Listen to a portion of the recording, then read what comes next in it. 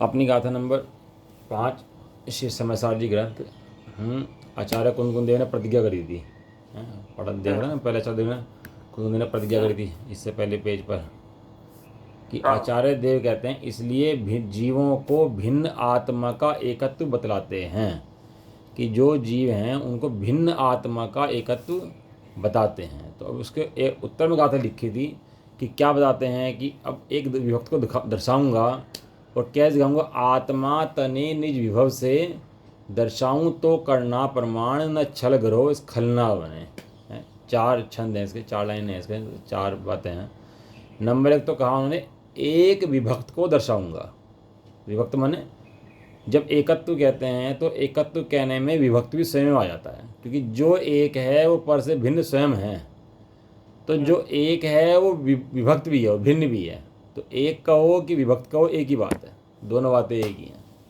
एक भी है और पर से विभक्त भी है। पर से विभक्त है इसीलिए एक है, एक कैसे रहेगा, तो 2 हो जाएगा ना। तो इसलिए कहते हैं दर्शाऊं एक विभक्त को, एक विभक्त को है। अब कैसे दिखाऊंगा।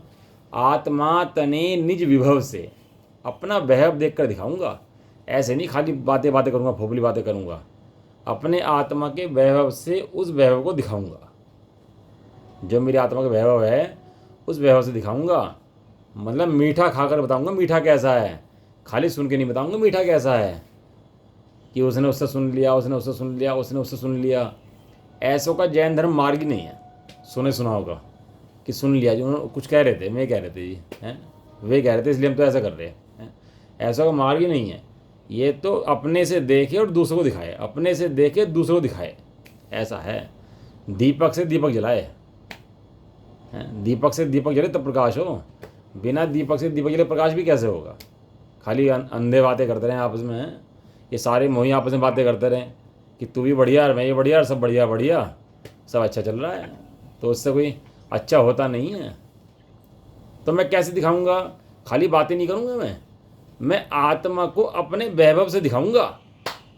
हैं, कोई होता है ना कि भाई खाली बातें बातें कर रहे, कहने लगा कि वो खिलाएगा या बातें बातें करता रहेगा भाई, हैं बातें बातें करता रहे। भैया वे तो कह रहे कि मैं अपने वैभव से दिखाऊंगा। दूसरी बात, तीसरी बात कह रहे हैं कि दर्शाऊं तो करना प्रमाण। दर्शाऊं तो मतलब दिखाऊं तो मतलब देख कर प्रमाण करना। मैं तुझे खाली बातें के लिए नहीं बता रहा कि तू खाली बातें कर ले।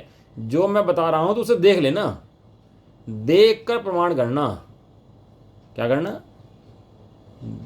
देख कर प्रमाण करना। खाली कहने से प्रमाण कर लेना, क्योंकि मैं देख कर दिखा रहा हूं तो देख कर देखना। क्या कह रहे, मैं देख कर दिखा रहा हूं तो देख कर देखना। हे अर्जुन देख, गुरुजी बोले मुझे चिड़ी आग दिख रही है, तुझे क्या दिख रहा है। गुरुजी क्या बोले, मुझे चिड़िया की आंख दिख रही है, अर्जुन तू बता तुझे क्या दिख रहा है। तो अर्जुन कहने लगा गुरुजी आप देख तो रहे हो, बस मुझे जरूरत क्या है आप देखने की। देख तो लिया आपने, अब तो बस हो गया काम है, मतलब काम हो जाएगा। कहने लगा जिस तरीके से मैं देखता हूं उस तरीके से तू भी देख। हैं, वो विधि सिखाती है ना माँ लड़की को, अपनी रोटी बनानी सिखाती है, रोटी गोल बनानी सिखाती है। तो शुरू में लड़कियां सीखती हैं तो गोल रोटी चपटी बनती है, कोई कैसी बनती है, कोई चिपक जाती है, हैं। तो क्या कहती है, जिस तरीके से मैं बना रही हूं उस तरीके से बना, सिखाती है ना वो ये। क्या कहती हैं, जिस तरीके से मैं बेल रहा हूं, जिस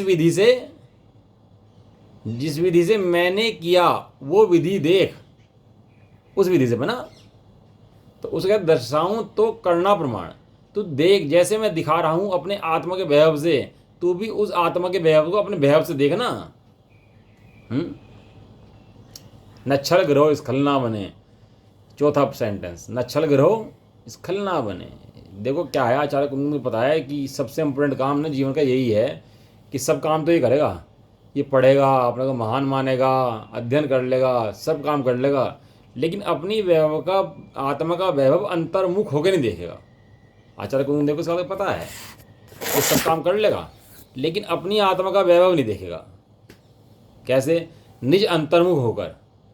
हैं, कल एक बात अच्छी स्वाध्याय मैंने भेजी पत्र, आप पढ़े नहीं पढ़े मुझे नहीं पता, एक बात अच्छी आई उसमें कि ज्ञान को पर का ठेका दिया हुआ है क्या तूने, हैं अपने ज्ञान को तेरा ज्ञान तेरी आत्मा का कार्य करने के लिए है कि परद्रव्य का कार्य करने के लिए है? तेरा ज्ञान जो है तेरा अपने ज्ञान की आराधना के लिए मिला है कि परद्रव्य की आराधना के लिए मिला है? हैं? सीधा सारे में ठोकर खाने के लिए मिला है कि तो शांत बैठने के लिए मिला है? किस लिए मिला है ज्ञान तेरे को ये? हैं? ये जो पंचेंद्रिय अपना प्राप्त हो गया, एक इंद्रिय में रुल रहा था, किस तरह बुद्धिपूर्वक, एक इंद्रिय से दो इंद्रिय में बुद्धिपूर्वक आता है, 3 इंद्रिय हो गया, 4 इंद्रिय हो गया, 5 इंद्रिय हो गया, यहाँ इस आर्य क्षेत्र में आ गया हैं, और इस क्षेत्र में आके भी तुझे धर्म सुनने को मिल गया, किसी भाग्य की तरह छीका फूट गया हैं, और इतना मिलने के बाद भी हैं, और तू संज्ञ पंचेंद्रिय पन्ने का उपयोग विषयों के लिए कर रहा है, तो तेरा क्या होगा भाई? तू खुद सोच ले। हैं? कहाँ तुझे शांत रहने के लिए उपयोग करना चाहिए था, संसार से निकलने का उपाय करना था इस उपयोग को पा करके, और कहाँ इस उपयोग को पा करके तू संसार में भटकने का उपाय करता है, साधन जोड़ता है, परिरह पालता है? आहार के उपाय निकालता है सारे दिन। कह रहे ना छल ग्रहो, इसलिए छल ग्रहण मत कर लेना। वे कह रहे मैं चूक जाऊं तो, आचार्य ये नहीं कह रहे मैं चूक जाऊं तो, वे कह रहे तू चूक जाए तो छल ग्रहण मत कर लेना। ये तो बड़े जन होते हैं ना, तो गलती अपने सिर पे ले लेते हैं। क्या है कि ये बात शादी हो रही थी, तो शादी में सब बच्चे सब लगे हुए थे हैं, तो तैयारी चल रही थी पूरी की पूरी। अब वहाँ पर क्या हुआ, खाने में थोड़ा सा नमक कम रह गया। एक लड़के को जिम्मेदारी दी हुई थी छोटे वाले को, और खाने में नमक कम रह गया, और वो जो थे लड़के वाले भड़क गए, कहने लगा जी क्या गलती कर दी है, ऐसा तुमने नमक नहीं गिरा, हमारे ससुरालियों में बेइज्जती करा दी हमारे सबके सामने, और सब कह रहे थे कि खाना बिल्कुल बेकार है, और हम नहीं बिल्कुल भी ऐसा करेंगे, और हम जा रहे हैं यार, ये कर रहे हैं वो कर रहे हैं। घर का बुजुर्ग आया, तो बुजुर्ग ने कहा कि आप मुझे क्षमा करें, हमारे से गलती हो। क्या बोला बुजुर्ग? कहने लगे जी हमारे से गलती होगी, आप हमें क्षमा करें। हैं? खैर जब बुजुर्ग आया तो उन्होंने समझा कि भाई थोड़ा बुजुर्ग की माफ़ी मांग रहा है, तो शांत हुए, और खैर शादी हो गई। लेकिन कहने का मतलब यहाँ पर यह है कि बुजुर्ग ने गलती करी थी क्या? गलती किसने करी थी? हलवाई ने। गलती तो हलवाई ने करी थी, छोटे लड़के ने करी थी, लेकिन माफ़ी कौन मांग रहा? घर का बुजुर्ग मांग रहा। क्यों? क्योंकि घर का बड़ा है, हैं? बड़े जनों का कर्तव्य है झुक कर चलें, अकड़ के ना चलें। जितना बड़ा होता है उतना झुकता है। बरगद का पेड़ भी, आम का पेड़ भी जितना बड़ा होता है, जितने फल लगते हैं उतना झुक जाता है। इसलिए बड़े जन जो भी होते हैं झुक कर चलते हैं। देखो आचार्य देव कितना बढ़िया बात यहाँ पर सिखा दी कि कह रहे मैं चूक जाऊँ तो। आचार्य देव पूरा समझा रहे, पूरा कह रहे, शास्त्र लिख रहे, विशुद्ध, उसके बाद भी क्या लिख रहे? यदि चूक जाऊँ तो, अपनी कोई दिक्कत नहीं, गलती नहीं, और फिर भी कह रहे यदि चूक जाऊँ तो। हमारी गलती के लिए कह रहे यदि मैं चूक जाऊँ तो, क्योंकि वो तो कहा है ना उपनयन में, मैं अपने आत्मा की वैभव से दिखा रहा हूँ, वे तो अपना काम कर ही रहे हैं ना। और अगले लाइन में कह रहे हैं कि दिखाऊं तो प्रमाण कर लेना। अब तो प्रमाण नहीं करता तो गलती किसकी है? क्यों भाजी गलती किसकी है? आचार्य देव गलती है क्या? वो तो बड़े जन अपने सिर पे ले लेते हैं, इसलिए कह रहे यदि चूक जाऊं तो छल ग्रहण मत कर लेना। आचार्य देवी की चूकते होंगे, आचार्य देवी के चूकते होंगे क्या? लेकिन देखो बड़े जनों की बड़प्पन है कि चूक जाऊँ तो छल ग्रहण नहीं करना, मतलब तो अपने में सुधार कर लेना, छल ग्रहण मत कर लेना अपनी बुद्धि से। अब पढ़ने वाले बहुत हैं, अनुभव वाले बहुत कम हैं। क्या कहा भाई? वाले तो बहुत है, अनुभव करने वाले कम है। हाँ, पहले तो जैनी बन जाए वो बहुत है, और जैनियों के अंदर भी पढ़ ले, पढ़ ले, और एकत्व की बात सुन ले, और सुहा जाए, और सुहा जाए, उसको विचार करें उसके ऊपर। हाँ सुहा जाए इसको, ये बात अत्यंत दुर्लभ में दुर्लभतम है ये बात है। एकत्व की बात सब सुहाए, इसको कूदा फांदी विधान रचना और ये वो ढोल ढमाके सब रुचाएं इसको, पढ़ाई लिखाई तक रुचा जाए इसको, मन वचन का शांत कर ले वो रुचा जाए, लेकिन एकत्व विभक्त आत्मा न रुचाए इसको। आचार्य देव कहते हैं मैं एकत्व विभक्त आत्मा को कहने की प्रतिज्ञा करता हूँ, बस इसके अलावा मैं और कुछ काम नहीं करूँगा। आचार्य कुंद कुंद हम कहते हैं ना, आज प्रतिमा लिखा रहता है कुंद कुंद आमनाएं के अनुसार, लिखा रहता है ना नीचे कुंद कुंद। क्यों कहते हैं कुंद कुंद आमनाएं? आचार्य तो बहुत हुए, मंगलम भगवान वीरो मंगलम गौतमो गणी मंगलम कुंद कुंद आदि, कुंद कुंद आदि समस्त मुनराज। जब कि कुंद कुंद आचार्य से पहले ही मुनराज हुए, और आचार्य कुंद कुंद के बाद ही मुनराज हुए। और ऐसा नहीं उन्होंने बहुत काम करे, तो आचार्य कुंद कुंद का नाम ही सबसे ऊपर क्यों आया? क्यों आशीष जी बताओ? आत्मा के लिए जो समाचार लिखा गया है वो एक अनुपम ग्रंथ है। हाँ, वो एकत्व विभक्त आत्मा की बात बताने की शुरुआत जो करी थी वो आचार्य कुंदकुंद ने करी थी, अपना अपना घर बताने की बात शुरुआत करी थी आचार्य कुंदकुंद देव ने। नंबर 1 बात। नंबर 2 बात, आचार्य कुंदकुंद देव सत्य के लिए कठोर थे, नो कंप्रोमाइज। जैसे गुरुदेव कठोर थे ना, बिल्कुल सत्य के लिए खाना नहीं देना तो मत दो, कोई खाने के लिए नहीं धर्म कर रहे हैं, वो आयु क्रम होगा तो मिल जाएगा। हैं, जंगलों में रहे, बिच्छू टपक रहे थे ऊपर से, गुरुदेव के साथ जब छोड़ा वहाँ स्टार ऑफ इंडिया में बिच्छू टपकते थे, वहाँ कई दिन तक रहे वहाँ पर। और खाना भी एक टाइम एक खाता था, एक टाइम दूसरा खाता था भाई, इतने खाने की व्यवस्था भी नहीं थी।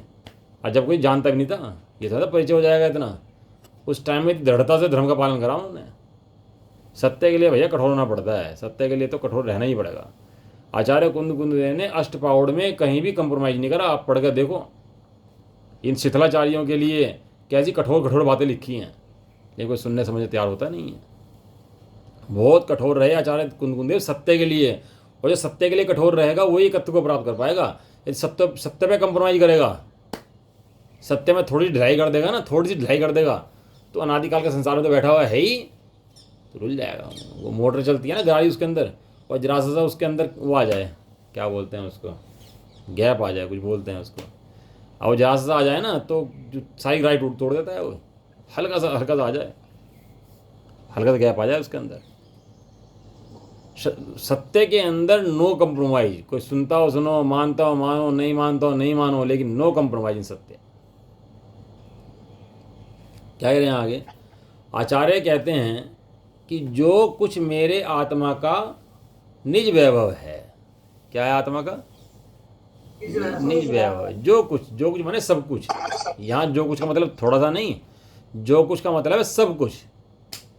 आचार्य कुंद देव ने कोई शास्त्र लिखे, अपना परिचय कहीं नहीं दिया कि मैं कुंद हूँ, यहाँ जन्मा हूँ, यहाँ ऐसा ऐसा हूँ, कोई लिखा ही नहीं, मेरे द्वारा रचना की गई है, ऐसा कहीं भी नहीं लिखा आचार्य कुंद ने।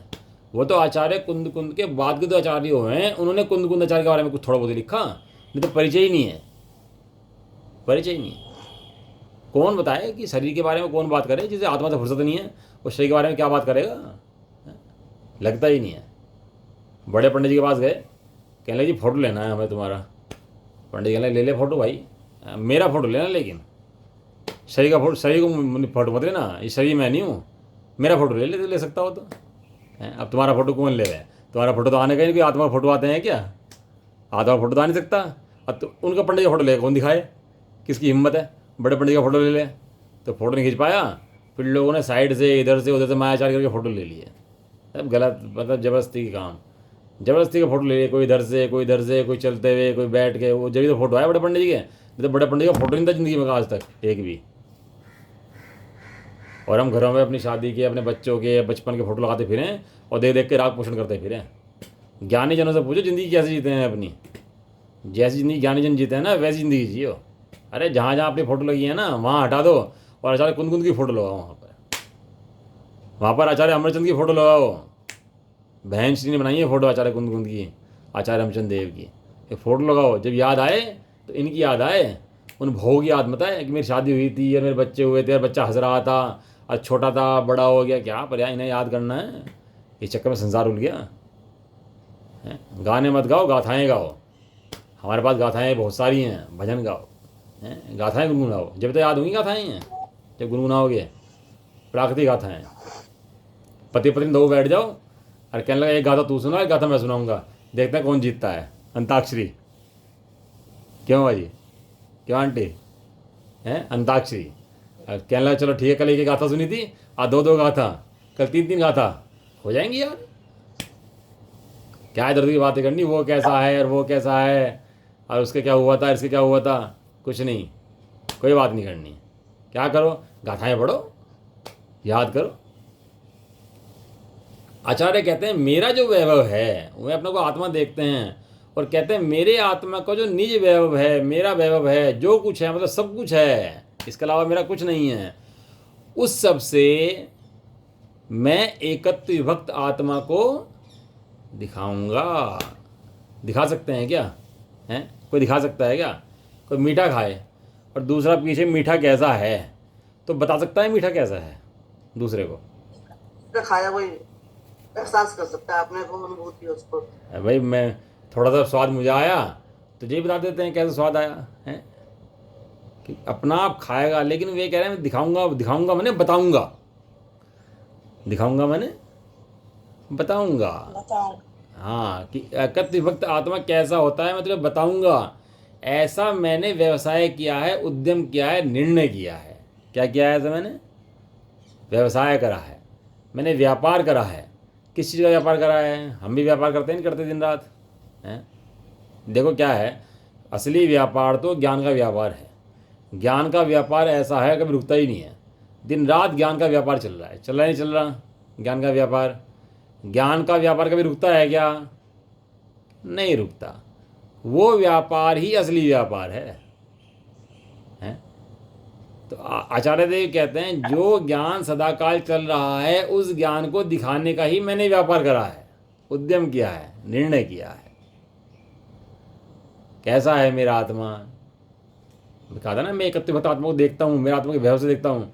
तो मेरे आत्मा का वैभव कैसा है कि मेरे आत्मा का वह निज वैभव इस लोक में प्रकट समस्त वस्तुओं का प्रकाशक है। मेरे आत्मा का वैभव कैसा है कि समस्त वस्तुओं का प्रकाशक है। प्रकाशक मैंने ज्ञान गुण से उठाया इसको।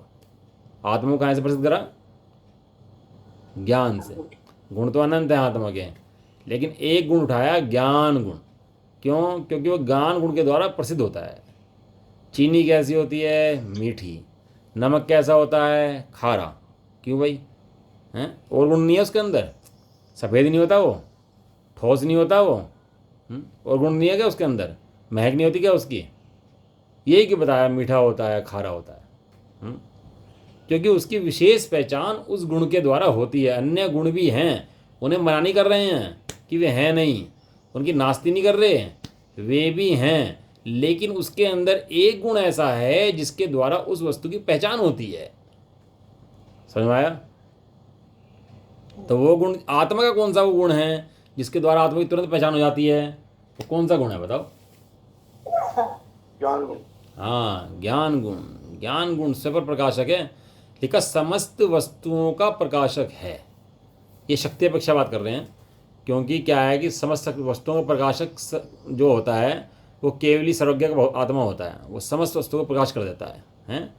वो केवल वो अपना प्रकाश नहीं हो रहा अभी समस्त वस्तुएं, लेकिन ऐसा होने पर भी वो सामर्थ्य कैसी है उसकी कि समस्त वस्तुओं का प्रकाशक है। दूसरी बात, नंबर एक बात। नंबर दो बात कि ज्ञान के अंदर समस्त वस्तुएं प्रकाशित होती हैं, मात्र ज्ञान के अंदर प्रवेश नहीं करती। तो समस्त वस्तुओं क्या है? वो प्रकाशक है। नंबर तीन बात, स्वयं प्रकाशित है इसलिए प्रकट प्रकाशित कर सकता है। स्वयं प्रकाशित है इसलिए प्रकट प्रकाशमान है। नंबर तीन बात तो क्या है कि वह निज वैभव से समस्त वस्तुओं का प्रकाशक है। तीन बातें हैं इसके अंदर, जो भी है उसके अंदर प्रकाश है, तीन लोक को प्रकाशित करने की सामर्थ्य है, और तीसरी बात क्या बताई थी कि स्वयं प्रकाशित है इसलिए पर प्रकाशक है। ठीक है? तो मेरा आत्मा, वे कह रहे मेरा आत्मा नहीं कह रहे मेरा, बता रहे तेरा। क्या कह रहे मेरा और बता रहे तेरा, कि मेरा आत्मा कैसा है कि तेरा आत्मा भी ऐसा है, जैसा मेरा आत्मा है वैसा तेरा आत्मा है? मेरा आत्मा का निज वैभव इस लोक में प्रकट माने जितनी वस्तु दिखाई देती है प्रकट हैं, कि प्रमेत गुण है ना, प्रमेत गुण ज्ञान समस्त प्रकाशित होने की सामर्थ्य है, तो समस्त वस्तुएं प्रकट हैं। कल एक पत्र में अच्छी बात आई कि सारा विश्व तो ज्ञान में समर्पित होने के लिए तैयार है। क्या कहा बुआ जी, नींद आ रही है? अलर्ट हो जाएगा उससे? नहीं यार, सारी रात नहीं सर, सारी रात बैठे हुए हैं। अच्छा, दर्द होता है क्या? ज़्यादा दर्द होता है उनको? इनके ऑपरेशन के दौरान डिस्चार्ज हुए, सारी रात मम्मी सारी रात तो वही मुझे भी बोल रही है पूरी रात। अरे बाप। चारों बैठे हैं, संगीता भी, मैं भी, आदेश ना, सब बैठे। ओह, मैं इधर को आगे पे सांस लेके मला मैं वहाँ बैठे हूँ छोटे। पूरी रात हो गई, एक मिनट आँख नहीं बंद करी किसी ने। अरे बाप। क्या कह रहे हैं? आज वही कहाँ जाना कैसे जाना, बड़ी दिक्कत है, ऐसी परेशानी हो गई है। हाँ, बहुत तो कह रहे बहुत बुरा हाल हो रहा है इस टाइम। क्या बता रहा था मैं भी, क्या दिमाग से निकल गई बात। कुछ बता रहा था। की बात कर रहे थे। हाँ, मैं ये कह रहा था कि सारा विश्व तो ज्ञान में समर्पित होने के लिए तैयार है। क्यों आशीष जी, है कि नहीं है? और ये अज्ञानी का आत्मा सब विश्व के ऊपर समर्पित होने तैयार है। हैं? नौकर का नौकर बना हुआ है, नौकर का नौकर। वो सारा विश्व तो कह रहा है कि हे भगवान, आप ही तीन लोग के नाथ हो, मैं आपको चरणों में ढुकता हूँ। सारा विश्व कह रहा एक तरफ से। देख लो भगवान को, कल मोक्ष मार्ग हुआ ना भगवान का, निमित्त भगवान का, देख लो सारा विश्व ढोक देने तैयार है कि नहीं है। और ये अज्ञानी सारे विश्व को ढोक देने तैयार है कि ये वस्तु मेरी हो जाए, इसका ऐसा परिणाम दूँ, इसका ऐसा बदल दूँ। सारे विश्व में चेंज चाहता है। चाहे तो एकांत में बैठ के निर्भर हो जाए, कहने लगा अरे ना मैं कुछ कर सकता हूँ ना कोई मेरा कुछ कर सकता है, ऐसे अपने आत्मा के वैभव को देखकर शांत हो जाए, आनंद आ जाए इसको। लेकिन ऐसा ही करता नहीं है और सारे विश्व को बदलना चाहता है तो दुखी बना रहता है। या तो कर्ता बन लो या भोक्ता बन लो भैया, या तो ज्ञान का कर्ता बन जाओ या पर का कर्ता बन जाओ। तो समस्त वस्तुओं का प्रकाशक है, ज्ञान का स्वभाव सब पर प्रकाशक है, स्वयं प्रकाशित है इसलिए पर को प्रकाशित करता है। यदि सूर्य अंधकार में हो तो यहाँ प्रकाश आ सकता है क्या? यदि सूर्य स्वयं अंधकार में हो तो यहाँ प्रकाश कर देगा क्या नीचे? नहीं। सूर्य स्वयं प्रकाशमान है, स्वयं प्रकाश का पुंज है, स्वयं प्रकाशित है इसलिए सबको प्रकाशित कर देता है। इस तरह मेरा शुद्धात्मा स्वयं प्रकाशमान है, इसलिए समस्त वस्तुएं झलकाने में समर्थ है। समस्त पर वस्तुएं झलकती हैं। आत्मा के अंदर दो गुण, परमेयत्व भी और परमिति भी, और बाकी जड़ पुद्गलों के अंदर एक गुण, परमेयत गुण। परमेयत गुण माने झलकने में आने वाला परमेयत गुण, और आत्मा झलकने में आने वाला भी है और झलकाने वाला भी है। परमेयत गुण भी है और परमिति गुण भी है उसके अंदर। ऐसा निज वैभव इस लोक में समस्त वस्तुओं का प्रकाशक है। और पढ़ो आगे क्या कहते हैं।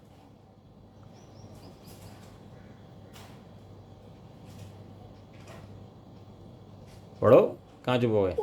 मेरी आत्मा का वह निज वैभव इस लोक में प्रकट समस्त वस्तु का प्रकाशक। हाँ। और स्यात् पद की मुद्रा वाला जो शब्द ब्रह्म अरहंत का परमागम है, उसकी उपासना से उसका जन्म हुआ है। स्यात् का अर्थ है कथांचित है, अर्थात किसी प्रकार से, किसी अपेक्षा से कहना। परमागम को शब्द ब्रह्म कहने का कारण यह है कि अरहंत के परमागम में सामान्य धर्मों के वचन गोचर समस्त धर्मों के नाम आते हैं, और वचन से अगोचर जो विशेष धर्म है उनका अनुमान कराया जाता है। इस प्रकार सर्व वस्तुओं का प्रकाशक है, इसलिए उसे सर्वव्यापी कहा जाता है, और इसीलिए उसे शब्द ब्रह्म कहते हैं। बस बस बस बस बस देखो क्या है, स्यात् माने किसी अपेक्षा से। अनेकांत की परिभाषा आती है तो अनेकांत की परिभाषा क्या है? अनेकांत की परिभाषा सभी धर्मों का, सभी वस्तुओं में वस्तुपने को उपजाने वाली विरुद्ध दो शक्तियों का एक साथ प्रकाशित होना, उसका नाम अनेकांत है। कि वस्तु में वस्तुपने को उपजाने वाली, वस्तुपने को धरने वाली, वस्तुपने को रखने वाली दो विरुद्ध शक्तियाँ, एक अनेक, सत असत, तत् अतत, दो विरुद्ध शक्तियाँ एक साथ उस द्रव्य में रहें और द्रव्य फिर भी अखंडित रहे, खंडित ना हो, इसका नाम अनेकांत है। और स्यात् उस अनेकांत की कथन पद्धति को स्याद्वाद कहते हैं। अनेकांत की कथन पद्धति को स्याद्वाद कहते हैं। वस्तु अनेकांत में है और उस अनेकांत वस्तु को बतलाने वाले शब्द को स्यात् कहते हैं। स्याद्वाद समझ में आ गया?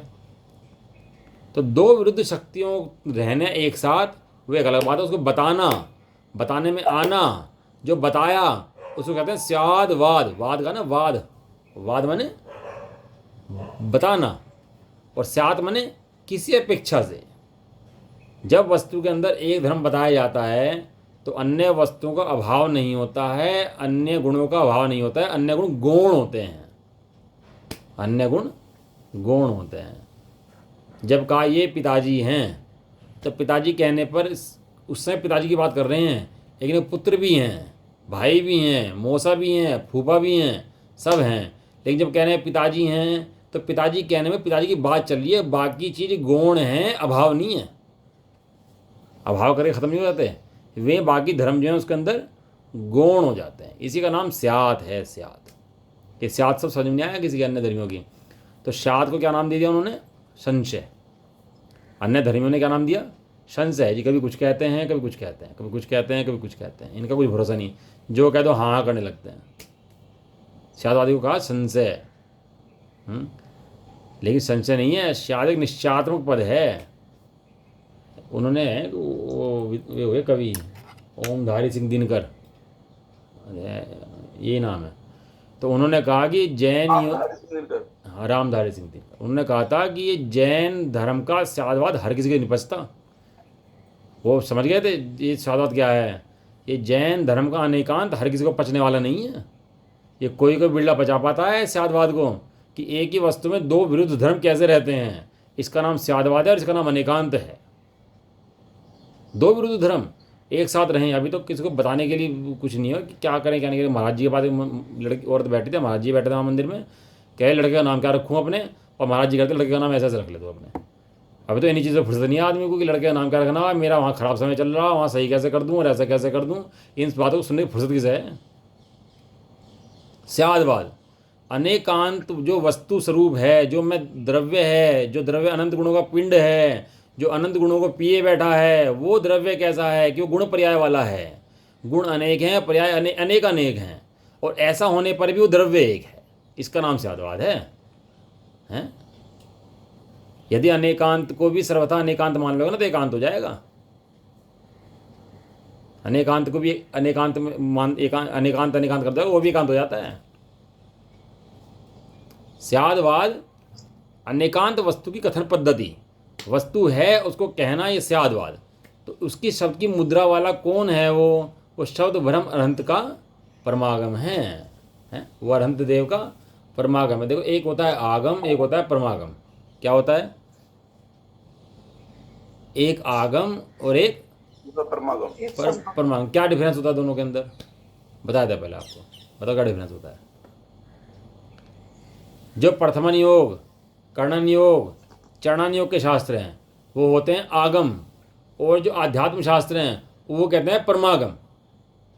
उसके अंदर जो एकत्व भक्त आत्मा की बात करे, तेरी वस्तु दिखाए, उसे कहते हैं परमागम।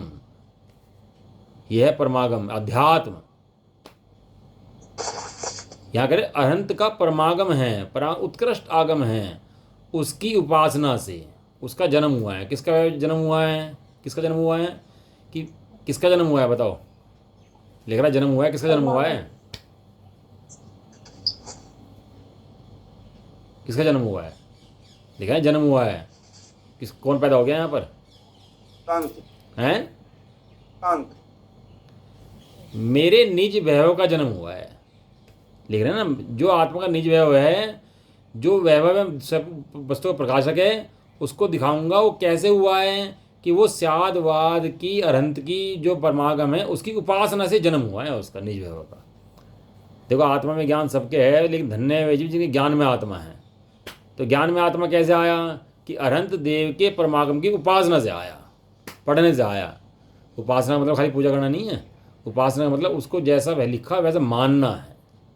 स्याद का अर्थ कथनचित है, अर्थात किसी प्रकार से किसी अपेक्षा से कहना। वह कलंक देव का पूरा याद आ गया होगा आप लोगों को। निकलंक देव का वो स्याद सब लिखा था उन्होंने, वो पूरा कैसे कैसे हुआ था पूरा समझना स्याद का।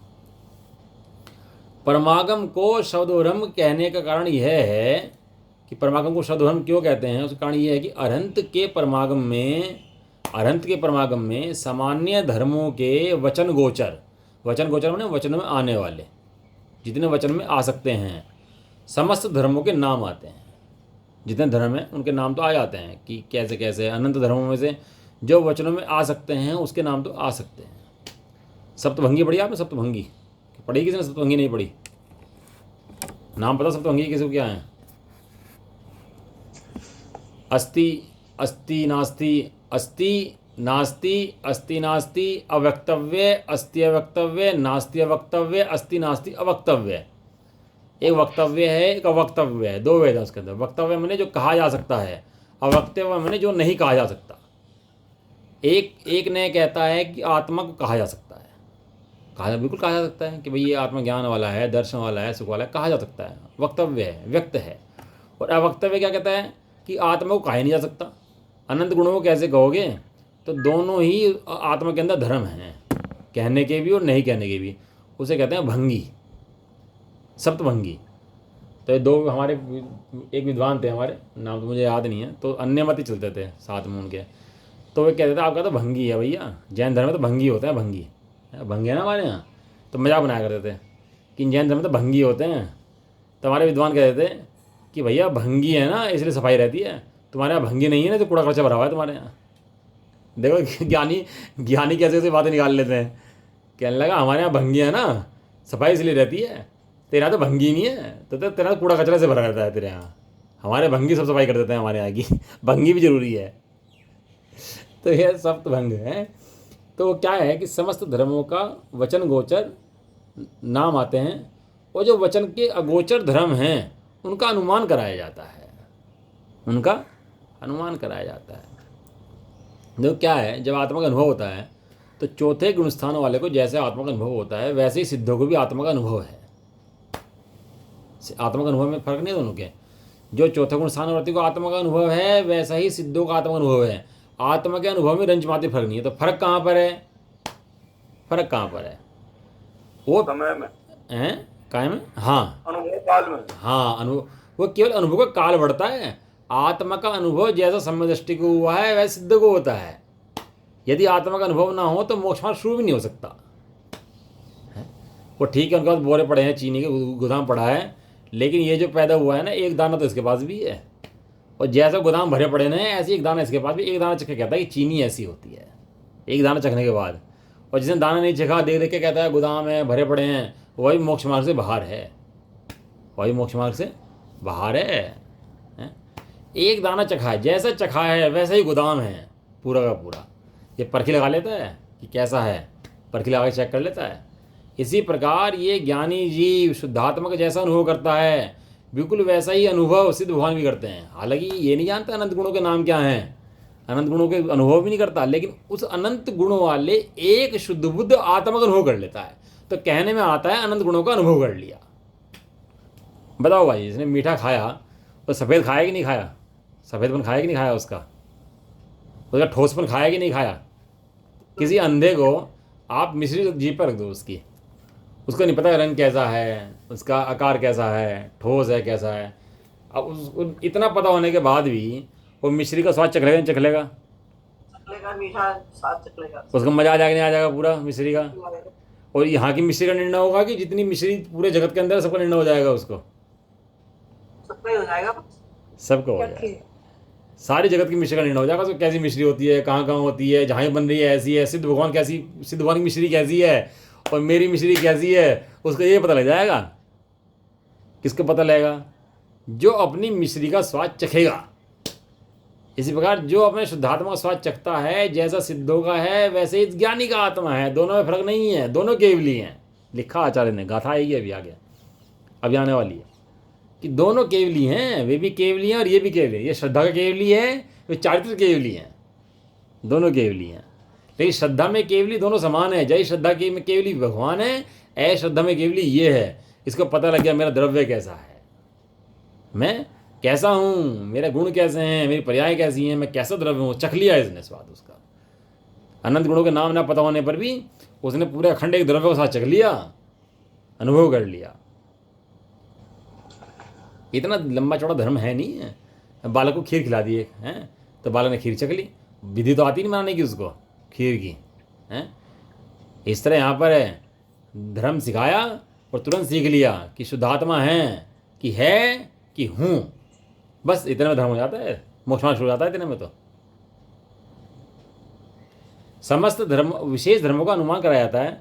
इस प्रकार वे सर्व वस्तुओं का प्रकाशक है। इस प्रकार जो है सर्व वस्तुओं का प्रकाशक है। कौन? शब्द ब्रह्म। शब्द ब्रह्म माने जो शब्द ये पढ़ रहे हैं हम, ये शब्द ब्रह्म है और ये समस्त वस्तुओं का प्रकाशक है। जिस तरह दीपक प्रकाश करता है ना, इस तरह शब्द प्रकाश करते हैं। आपको पता है तीन चीज़ें प्रकाश करती हैं। एक तो ज्ञान प्रकाश नंबर 1, नंबर 2 सूर्य आदि का प्रकाश नंबर 2, और नंबर 3 शब्दों का प्रकाश नंबर 3। 3 प्रकाश होते हैं, प्रकाश एक नहीं होता। नंबर 1, सबसे पहला प्रकाश यदि कोई है जगत के अंदर तो ज्ञान प्रकाश है। यदि ज्ञान प्रकाश ना हो तो समझ जगह जानने वाला कोई नहीं रहेगा किसी को। नंबर 2 प्रकाश है सूर्य आदि का प्रकाश, सूर्य के अंदर दीपक जुगनू सब आ जाएंगे इसके अंदर, इनका प्रकाश। और नंबर 3 पर है ये शब्द ब्रह्म का प्रकाश। यदि शब्द ब्रह्म का प्रकाश ना हो तो कि जान ना पाए कि मैं कैसा हूँ। तीनों ही प्रकाश है। कहाँ थे हम? समस्त और जो अगोचर को अनुमान कहा जाता है, इसके पास सर्ववस्तु का प्रकाशक है, इसलिए सर्वव्यापी कहा जाता है। वो शब्द ब्रह्म जो है उस ज्ञान को बताता है। उस ज्ञान कैसा है? सर्वव्यापी। तो ज्ञान को जो बताता है उसको भी कहते हैं सर्वव्यापी। उसकी बात करें हैं, डॉक्टर की पत्नी डॉक्टर, तो जो शब्द ब्रह्म को बताए, जो आत्मा को बताए, वो शब्द ब्रह्म कैसा है? सर्वव्यापी है, और इसलिए उसे शब्द का ब्रह्म कहते हैं। अब समय तो हो गया, एक और ले लो, पढ़ लो एक और बस फटाफट। समस्त विपक्ष अन्यवादियों के द्वारा गृहीत सर्वथा एकांत रूप नए पक्ष के निराकरण में समर्थ अति निस्तुष निर्वाह युक्ति के अवलंबन से उस निज वैभव का जन्म हुआ है। बस बस बस आ गया, निज वैभव का जन्म हुआ है। जन्म हुआ है, बाबा कहना जन्म हुआ है, जन्म हुआ है। किसे जन्म हुआ है?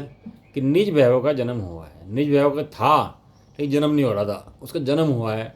तो कैसे हुआ है? कि जो अन्यवादी हैं, विपक्ष हैं, वे जो ग्रहण करते हैं ना एकांत रूप पक्ष कि वस्तु ऐसी है, ऐसी है, साथ हटा देते हैं किसी पक्ष से हटा देते हैं, उनका निराकरण करने से अति निस्तुष माने बिना छिलके का, निस्तुष माने दुश्मन होता है छिलका, बिना छिलके का मतलब बिना छिलके माने शुद्ध निकला हुआ, पर्याय से पार निकला हुआ, एक शुद्ध बुद्ध।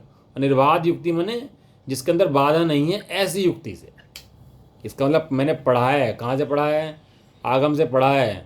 और क्या करा है? युक्तियाँ लगाई हैं उसके अंदर, ये सही है कि गलत है, कि कैसा भासता है मेरे को, क्या करा है? युक्तियाँ लगाई हैं। उस युक्तियों के अवलंबन से उस निज वैभव का जन्म हुआ है। मेरे वैभव का जन्म हो गया है। ऐसा दो क्या है, आचार्य कुंदकुंद देव को एक बात इन्होंने खास कही इसके अंदर कि एकत्व विभक्त आत्मा। क्या कहा? एकत्व विभक्त आत्मा। उन्हें पता है जितना जगत है वो कहाँ भ्रम रहा है? अपने एकत्व विभक्त आत्मा को नहीं जानने से भ्रम रहा है। और जितने सुधरेंगे वे अपने एकत्व विभक्त आत्मा को जानने से ही सुधरेंगे। एकत्व विभक्त आत्मा को जानने बिना कुछ पार नहीं हो सकता, इस मोह का भाव हो ही नहीं सकता। इसलिए आचार्य देव प्रतिज्ञा करते हैं कि मैं एकत्व विभक्त आत्मा को ही दिखाऊंगा, अन्य मेरा कोई प्रयोजन नहीं है।